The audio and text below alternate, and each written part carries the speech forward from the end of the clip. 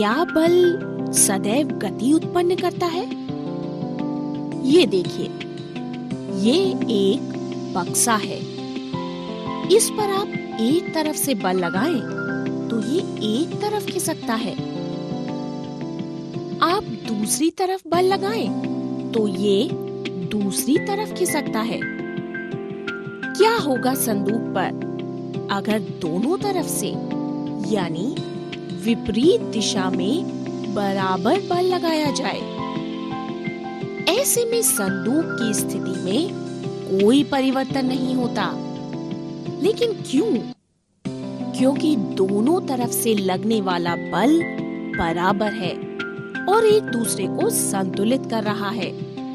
इसलिए बक्से यानी कि संदूक की स्थिति में कोई परिवर्तन नहीं होगा। लेकिन यही बल जब एक तरफ से लग रहा था तो ये असंतुलित था और गति का कारण भी था। अब एक अन्य महत्वपूर्ण बल की बात करते हैं। ये है घर्षण बल। एक गेंद जिसे आप बल लगाकर गतिशील करते हैं, कुछ दूर जाकर स्वयं ही रुक जाती है। ऐसा क्यों होता है? बिना किसी बल या प्रयास के ये गेंद कैसे रुक जाती है? इस गेंद की गति में परिवर्तन क्यों होता है? ऐसा इसलिए होता है कि फर्श की खुरदुरी सतह और गेंद की सतह के बीच गति की विपरीत दिशा में एक बल लगता है। ये बल गतिशील गेंद की गति को धीरे धीरे कम कर देता है और अंत में गेंद को रोक देता है। इस बल को ही घर्षण बल कहते हैं। इसी कारण भारी बक्से कम बल लगाने पर खिसकते नहीं हैं, क्योंकि घर्षण बल लगाए गए बल को संतुलित कर देता है और बक्सा गति नहीं करता। लेकिन अगर लगाया गया बल घर्षण बल से अधिक है तो बक्सा खिसकने लगता है और बक्से की स्थिति में परिवर्तन हो जाता है, क्योंकि यहाँ असंतुलित बल कार्य कर रहा है। जब हम साइकिल चलाते हैं तो पैडल चलाना बंद करने पर साइकिल की गति धीमी होने लगती है, क्योंकि घर्षण बल गति की दिशा के विपरीत दिशा में कार्य करता है। साइकिल को गति में रखने के लिए हमें फिर से पैडल चलाना पड़ता है।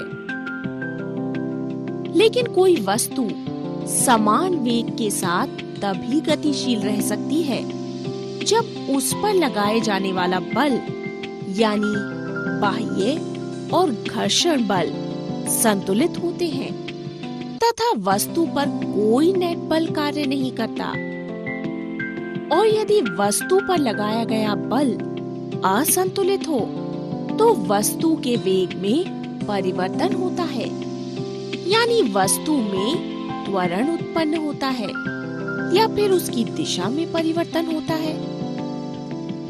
गैलीलियो ने घर्षण रहित आनत तल पर चिकनी कांच की गोली को नीचे की तरफ लुढ़काया और देखा कि गोली का वेग बढ़ गया, और जब कांच की गोली को ऊपर की ओर लुढ़काया गया तो उसका वेग घटता गया।